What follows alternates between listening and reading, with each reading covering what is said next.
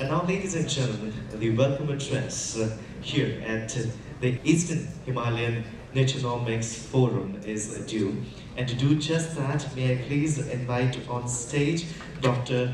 Vandana Shiva. My request to please join us on stage and present the welcome address of Organic Urban Futures, Communities, Conservation and Livelihoods. Well, ma'am, I'm sure that everyone present here, they're well aware of you. However, ladies and gentlemen, I think at this point of time, I cannot really miss out on the opportunity without having to speak a little about him. Well, Dr. Vandana Shiva is a renowned figure of the global solidarity movement known as the Altered Globalization Movement, and is the founder of the organization Navadanya, meaning 9 seeds or new gift, through which she educates farmers on the benefits of maintaining diverse crops over monoculture food production. She is the current chair of the Commission on the Future of Food set up by the region of Tuscany, Italy, a counselor of the World Future Council, and has served as an advisor to governments in India and abroad, NGOs and international forums. Through her written work, she has redefined the role of women in conservation, empowering them and fostering gender equality. So ladies and gentlemen, with a huge and a thundering round of applause, please welcome Dr. Shiva.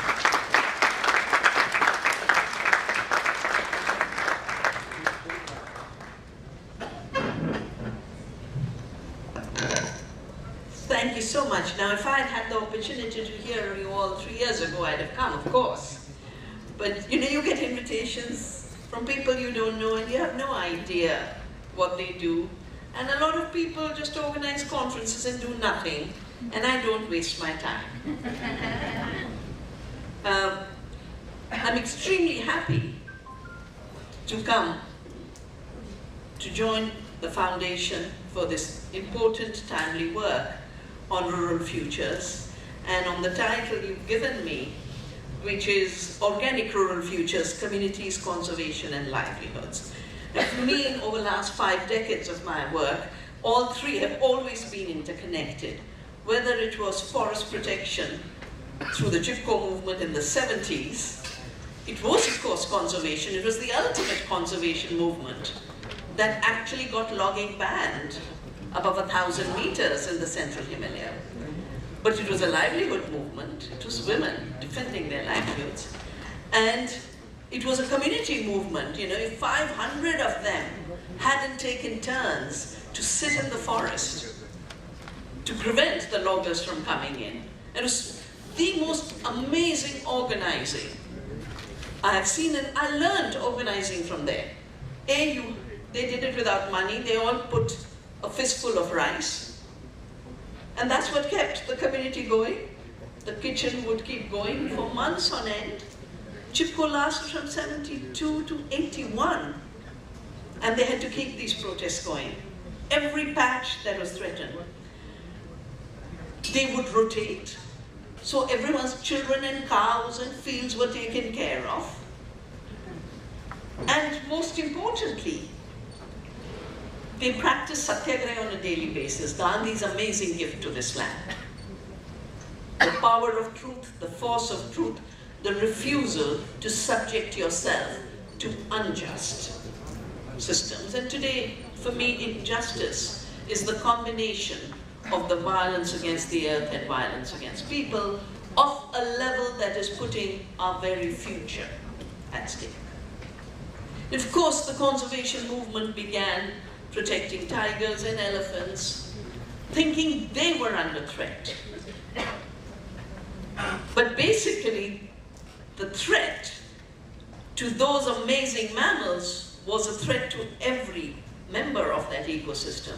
And that mentality is becoming a threat to the human species. We've just done an International Biodiversity Congress in Dehradun,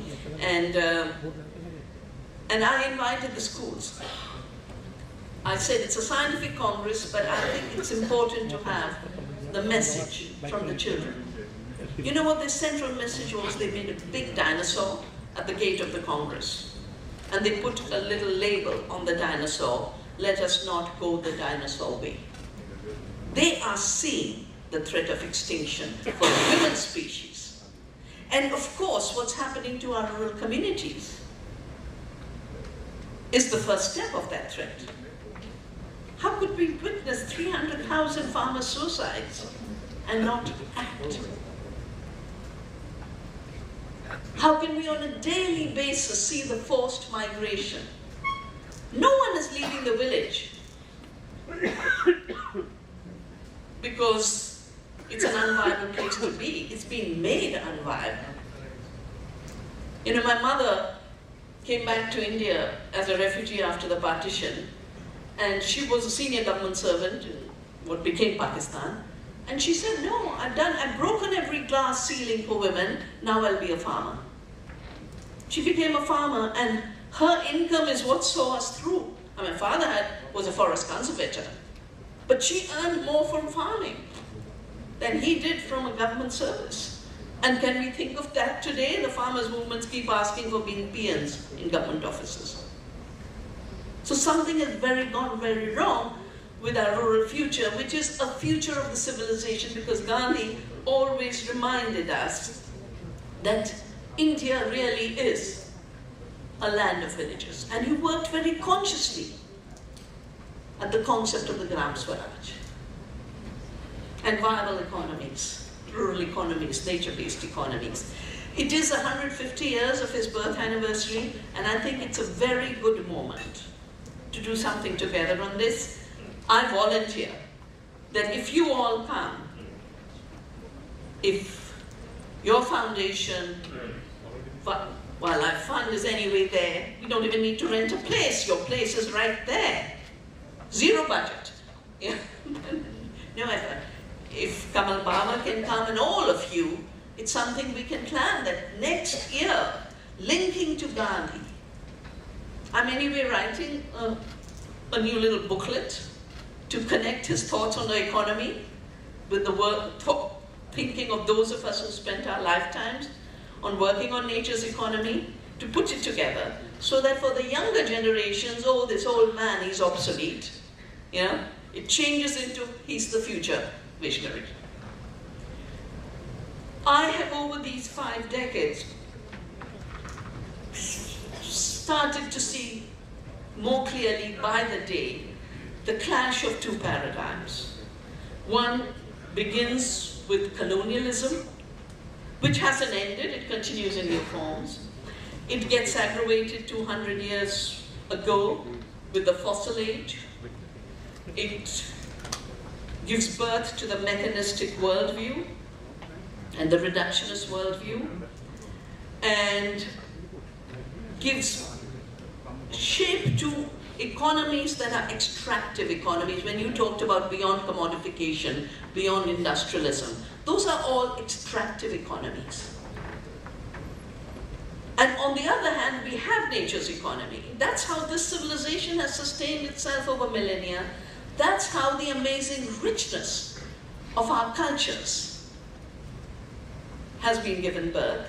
And nature's economy for me is of course based on community, which is why when we talk of the Navdana, the Dana is the gift of the commons. Because we're living in a time of privatizing the last drop of water, the last bit of air. I mean, I actually was very tragically, I heard a colleague, not from Navdanya, but from a sister organization say, we don't have to worry about the Himalaya because we can sell our air and water. Is that the way to save the Himalaya? Or have everything else in place as well as good water and air, which you can share as the commons, because it's not that a state in the mountains will sell it to the plains. Once you start selling the water, then every village will be fighting for who owns which share. So the end of the commons, the enclosures of the commons, and the decay of community is an extremely big thing. You can extract individually, but you conserve collectively. Conservation is not possible without thinking of the commons and without forming community. And of course, the community includes the earth community. That's why I gave the theme, Vasudhaiva Kutumbakam, to the International Biodiversity Congress we organized. We have this legacy. It should not be allowed to be reduced to a word. but the way of organizing our economy, the way of organizing our thoughts, our politics, our democracy, not the divide and rule that is breaking us apart. And it leads, of course, to circular economies. When you talked of organic growth, Ranjit, it's so vital because growth is organic. Real growth of real things is organic. Things circulate. All nature cycles are circular cycles. There's no linear cycle of extraction in nature. And the organic paradigm, because organic is not a tool, and organic is not a product. At least for me. For some people it is. For me, it is a way of thinking. And I went back to the dictionary to understand how the word was defined. Before 1942, it was defined as the knowledge of living systems, which is ecology. 42 is when the chemicals start to rush into agriculture and the movement grew for chemical-free farming, which took that word organic from knowledge of living systems. And I won't go into details of how that emerged beyond mentioning that, the colonialism, basically at that time, there was no industrial agriculture. There were no chemicals in farming when we were colonized. But there was the attitude of extraction. And that attitude of extraction meant this land became supplier of raw materials. So all of Champaran, I did the Champaran Yatra last year for the Champaran Satyagrah's 100 years. And when I was in Champaran, a local college botany professor was sharing old books with me. The word Champaran is derived from Champa Aranya. It was a forest of the wild champa, which was chopped down for indigo cultivation. And then it was a slave cultivation. Peasants were rising. Gandhi came and supported. That was the first Satyagraha of 1917. And we ended the colonial supply of indigo. The legacy of tea plantations was also part of agriculture as commodity production.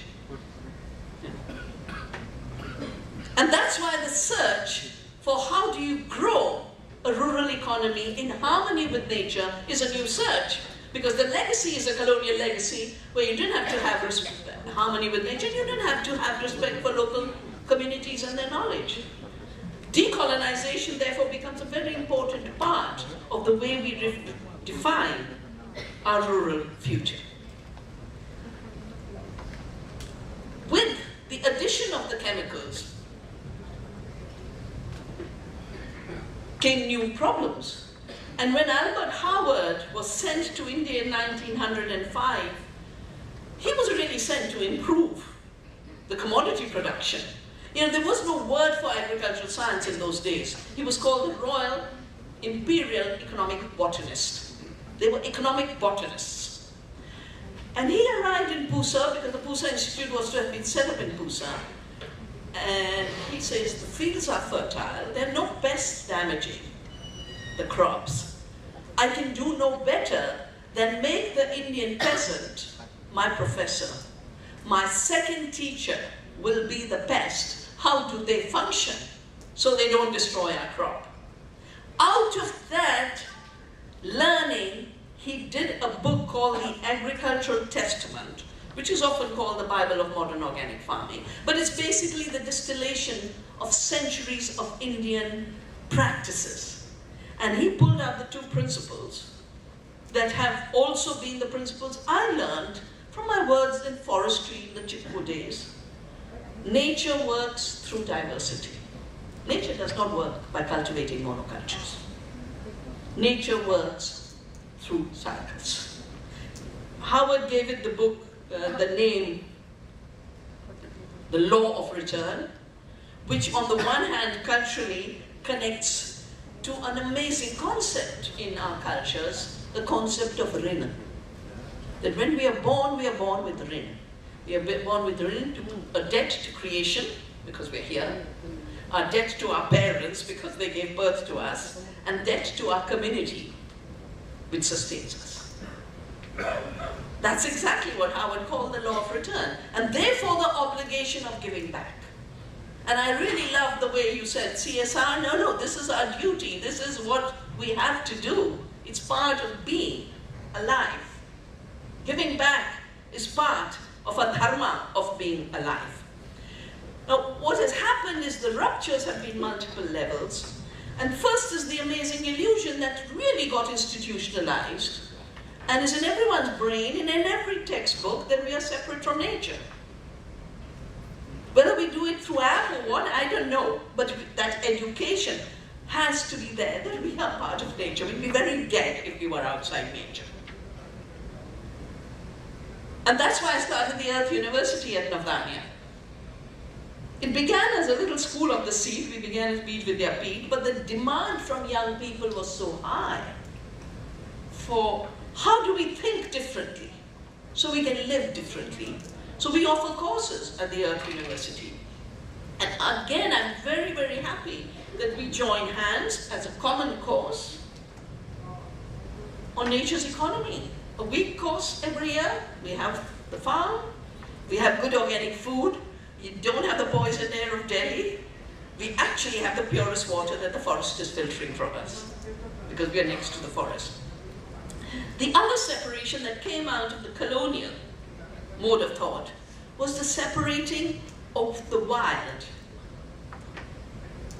And the conservation model that emerged from the United States therefore defined wilderness as the absence of human beings. And all of the problems we would have in park management comes from that. Because a park meant where you push people out. And show me one park in India which hasn't had a conflict. Because whom did you push out? You pushed out the caretakers of the ecosystems. The knowers and experts of that ecosystem were thrown out. And they then became the enemies of that ecosystem. The separation of the forest from agriculture, I think it's 1886 or 89, the British sent Volcker to India on the relationship between forest and agriculture. And he went back and he said two things. He was supposed to both see how to improve agriculture, because colonialism means you're constantly improving, you know? You can't accept what is, you have to improve. Improving agriculture and the relationship between forests and farming. And he said, first, I can't tell you a single way to improve Indian agriculture, but having observed Indian agriculture, I can tell you many ways we can improve British agriculture. And then he said, the relationship between the forests and agriculture in India is symbiotic. It's not antagonistic. That symbiosis is what we have to bring back, because it's that symbiosis. When it's broken, you're getting the crazy conflicts. I mean, there's a high village where Navdanya's members grow buckwheat, and we've been facilitating the marketing of the organic produce of our members. And I got a message just before leaving that this year there's no buckwheat, they've stopped farming because the monkeys making it impossible. Because every time there's a monkey problem in Delhi, they take the monkeys and put them into the mountains. Just make it someone else's problem and then the problem is over. So these conflicts that are being created by having separated ourselves and our farming from the forest means that over time, I mean, if you go to West UP, our farmers don't grow dal. They don't grow dal because of nilgai. So sugarcane becomes a monoculture. That's the only thing that's spreading, with all of its other problems. And of course, the separation of individual from individual, which is the breakdown of community. Now, over these many years, I started to look at agriculture in '84, after Punjab, the Punjab violence, and after Bhopal, the Bhopal tragedy.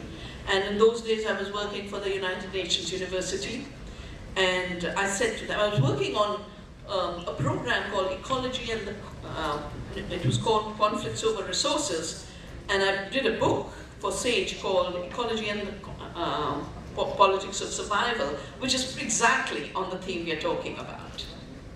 And I defined nature's economy, people's economy, and the commodity economy. But the commodity economy can be sustained only as long as nature's economy and people's economy are working. And right now, I'm bringing out a new report, it'll be available by 15th, on how we are at the verge of total collapse, ecologically, socially, and even in the systems that are making the money out of extraction. Just this last week, the biggest investment fund, 30% gone, BlackRock. Buyer which bought up Monsanto, and they thought by becoming bigger, they would never fail. It took one cancer case related to glyphosate, Roundup, in the United States, Johnson's case. One case, buyer lost 30%. Now you can't build an inverted pyramid of power and expect it to be stable. It has to topple. And that's what we are witnessing in our time, and every good person in finance, because we are under the assumption the finance will drive us out of it, because you can multiply money out of nothing into trillions. I mean, BlackRock became out of nothing, 6.3 trillion. And everyone's hanging their future on BlackRock, and BlackRock is collapsing. That's not a rural future.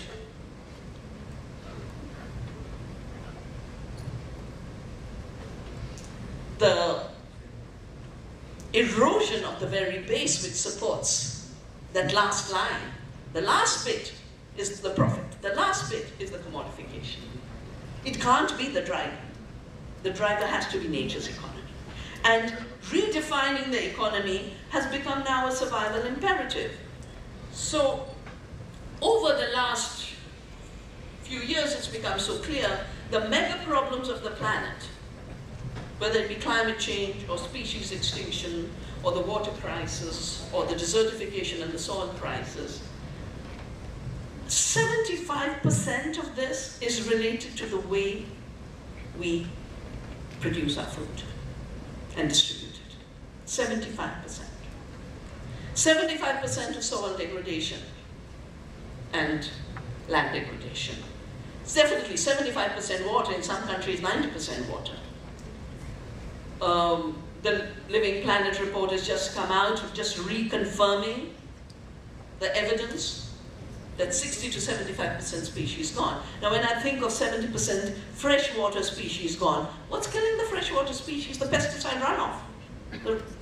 Or the nitrogen runoff from nitrogen fertilizers.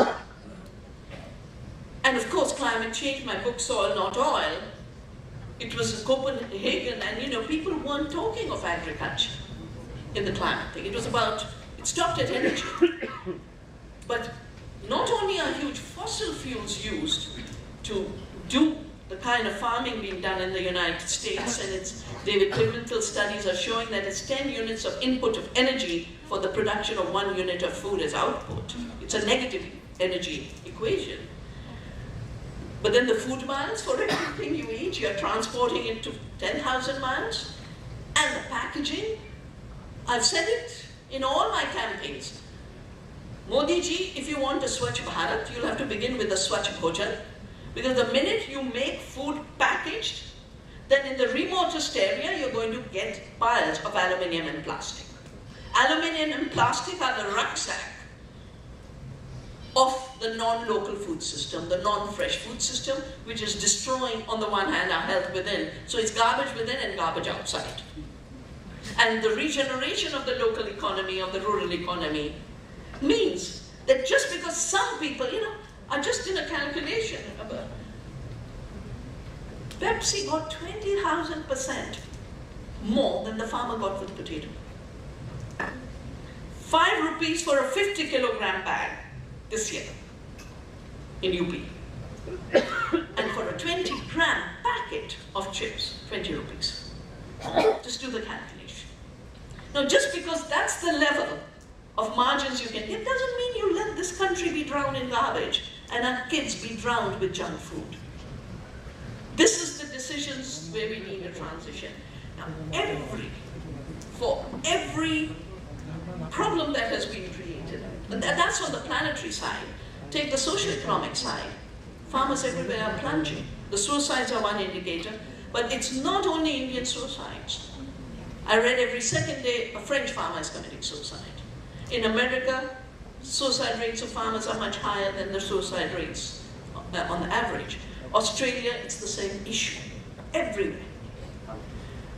And the income of farmers is just crashing because it's in the design of the industrialized, globalized system where a poison cartel shapes the production of food, the cargils shape the trade, and the reason we created the IFG, the International Forum on Globalization, was to look at all of this and deal with it, and we stopped WTO in Seattle. But finally, the entry, first of Walmart and now Amazon, getting into our grocery, if you look at how much reaches the farmer, it's 1% of the consumer payment, 1%.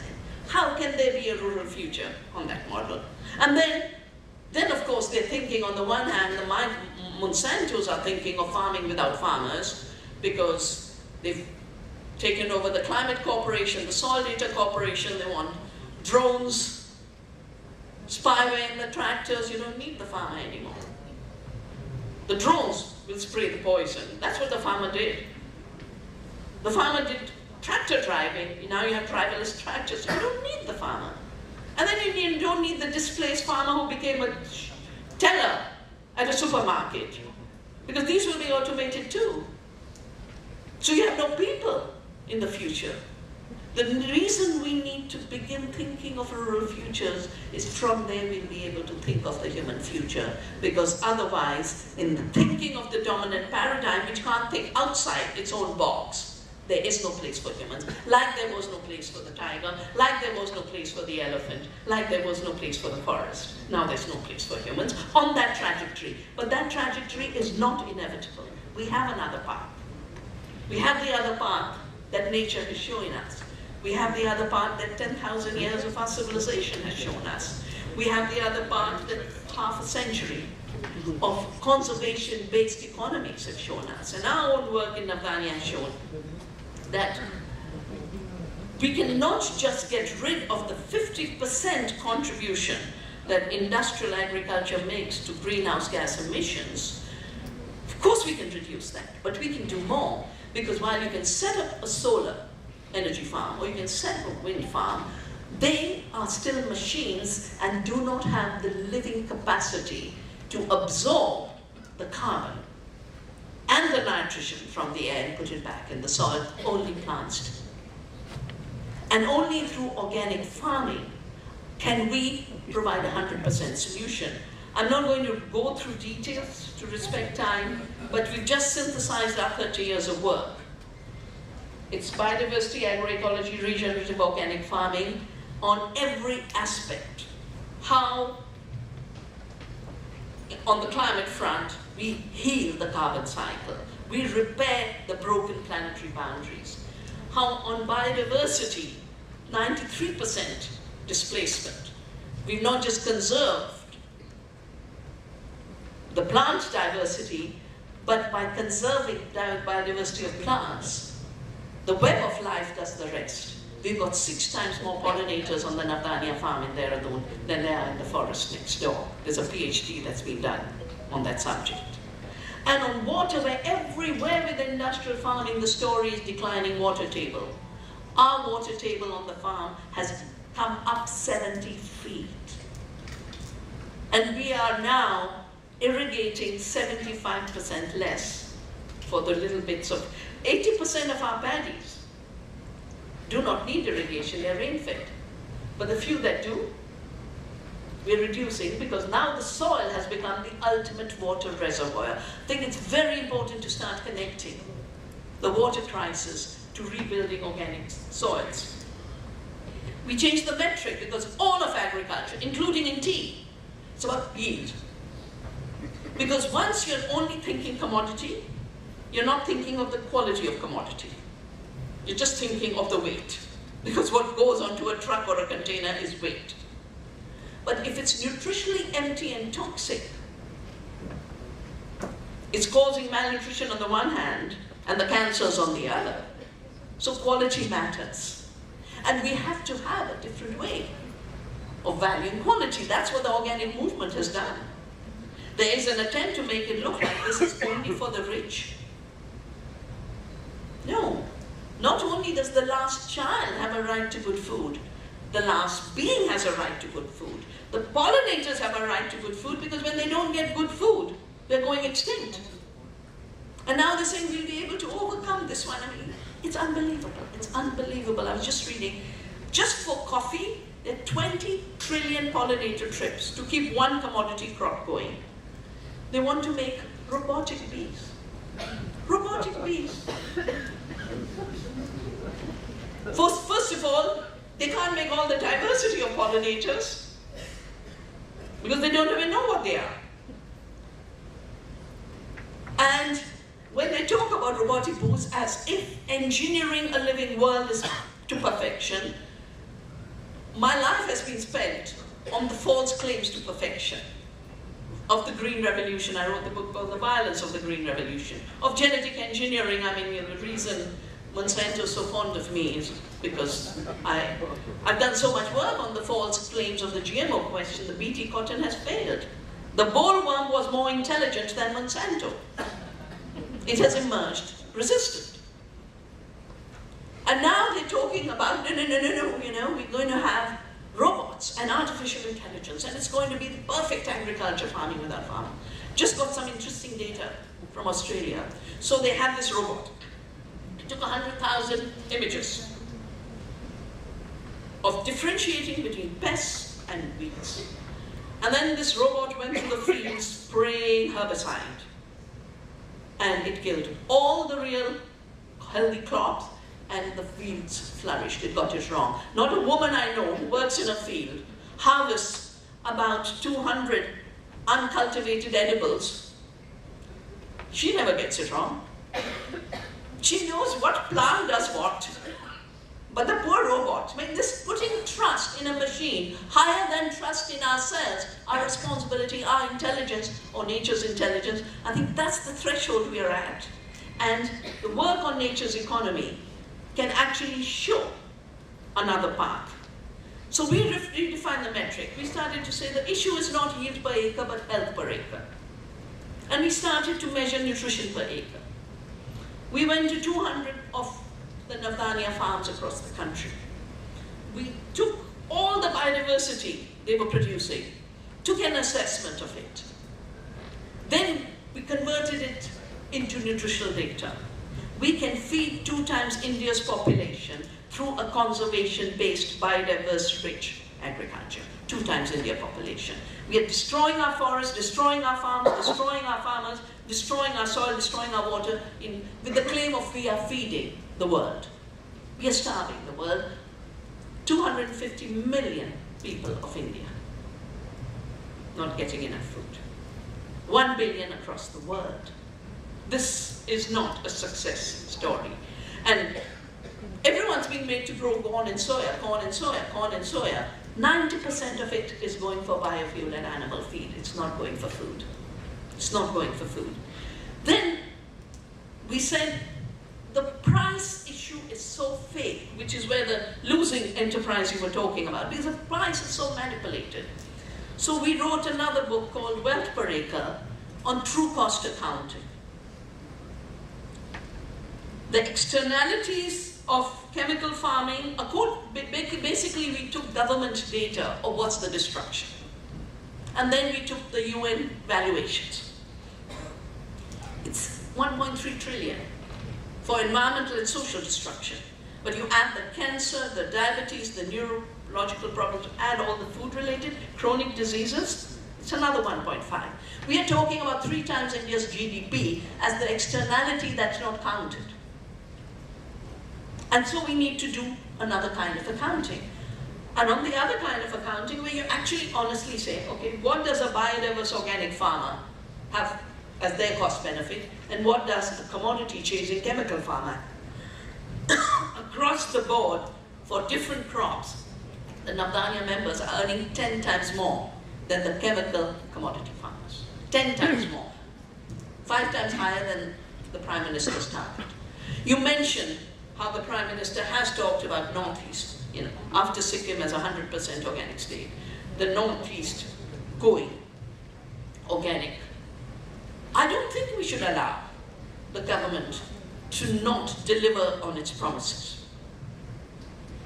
We shouldn't leave it in their hands, but that is our money. I was told that the Northeast budget hasn't been used at all. Hasn't been used at all. So again, a second offer of a partnership. One is a course for young people on nature's economy, but maybe a conference related to Gandhi and nature's economy in Delhi sometime. But a Northeast organic Himalaya, let's work on it. And at the Biodiversity Congress in the earlier part of this month, we reaffirmed our campaign for a biodiverse organic Himalaya. You are here in the East. You take care of the Eastern Himalaya. We are in the West. If we join hands, we've covered the Himalaya without any effort. Don't have to get state bank CSR. Just our hands. Yeah? Just join hands. And my 2 teachers are the pollinators who leave the plant richer after they pollinate. And the plant leaves the pollinator richer with honey. That's the kind of nature's economy to develop. And for joining the hands, my teacher is the mycorrhizal fungi, which only exists in organic soils and is killed in chemical soils. In 1 cubic inch of soil, 1 cubic inch, there's 8 miles of that fungi. And it is so intelligent, it can figure out that tree is deficient, and I'm going to take the nutrition from here and carry it to that tree. And I'm saying if only we could be as intelligent as the mycorrhizal fungi and join hands. All the false poverty we are being made to feel to cripple our action, we will shed it like that. I've never had too much resources, so I've always had to transcend money scarcity with collaborations and love and joining. And it works. It works better than money in every situation. It is more powerful, it is more lasting, it is more reliable. For the biodiverse organic Himalaya, I would be very happy for you all from the foundation and anyone else to come mid-January to Dehradun, to Navdanya. And let's plan in a serious way every transition of subsidies, transition of education, transition of planning, every little detail. When we planned from Kashmir all the way to Kohima, a journey in 2020. Let's make it happen together, all our organizations, a biodiverse organic Himalaya journey. How we do it, we will plan when you all come. And then because of the Champaran Satyagraha, I took a pledge by the time we are 100 years of freedom, 2047, we will be a poison-free, suicide-free, chronic disease-free India. And for the world, we've launched, by 2050, a poison-free farming system, because the poisons are killing not just the people who eat the food, but all of the food chain, which is all of the wildlife. These are things we can do. These are things I'll be so happy to do. I'm going to leave all our recent books. I showed you that. I just went on a marathon before this Congress. I said, let me wrap up all the work of the last 30 years. This is Origin on biodiversity and the intellectual property laws. That's been my big issue. But how we got the biodiversity laws in place internationally at the Convention on Biological Diversity, nationally the Biodiversity Act, the Farmers' Rights Act, and the ongoing issue. It's morning right now, Mr. Singhvi is arguing for Monsanto to knock out Patent Act, Article 3J, which says plants, animal seeds can't be patentable. the story is in here. And then my latest, which is oneness versus the 1%. Oneness is nature's economy. The 1% is the collapsing economy. We can think ahead. Thank you.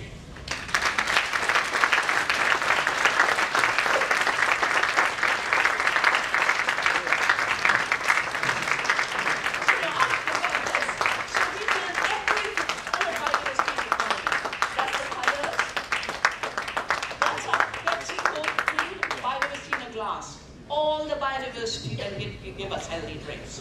And here you are. Thank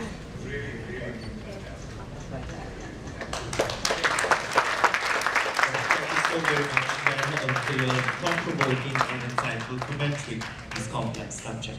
And we accept this. Correct. So I think we were not wrong. We waited 3 years. It was a 3-year-long wait. The person that actually also said, I'm surprised you haven't brought Vandana Shiva for your conference. I said, I've tried. And he said, okay, if she doesn't come this year, I'll write a letter. That was Prince Charles. So Prince Charles, I'm part of his foundation.